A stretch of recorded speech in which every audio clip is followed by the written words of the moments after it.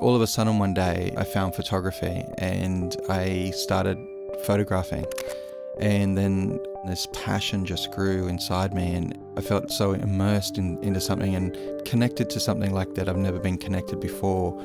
That connection in my life was taken away when my father passed away when I was 16. He did leave me his camera, and I never took it up for quite a long time, and I think that I wouldn't allow myself to connect with him through what he did. But then things went past, and I came across these amazing wedding images that my father took, and they were very journalistic in nature. They were just of people immensely having fun, really enjoying the moment, and it really encapsulated that whole story of the wedding day.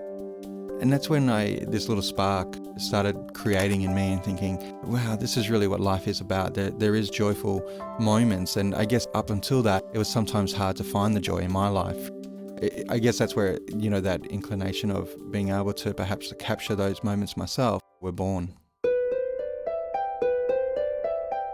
When I first started photographing weddings, what would draw me to that initially was those raw moments that would happen, and I was just so inspired to capture those. I guess the thing now, it just means that with all my experiences, I just happen to capture a lot more of those because I understand a little bit more about those moments and how important they are. And one sort of moment comes to mind that the bride had to tell me that her father had just passed away, and we arrived and I was photographing the groom, and then the mother actually walked down the aisle and she sat down in the front pew, and then this hand reaches out to her and not even a word was spoken, and that hand was from the father of the groom.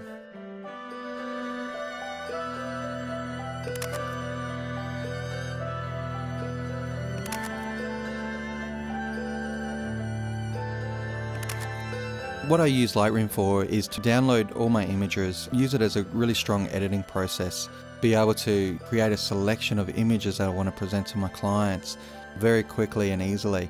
And what I would say is create beautiful digital master negatives. And from there, what I'm wanting to use then is Photoshop.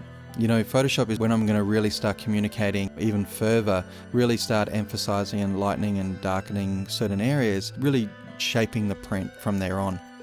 And that's where I will start adding beautiful little softness in certain areas to really highlight and really, make a three-dimensional element in the image, so that when that final print is printed out, is that it just really stands out.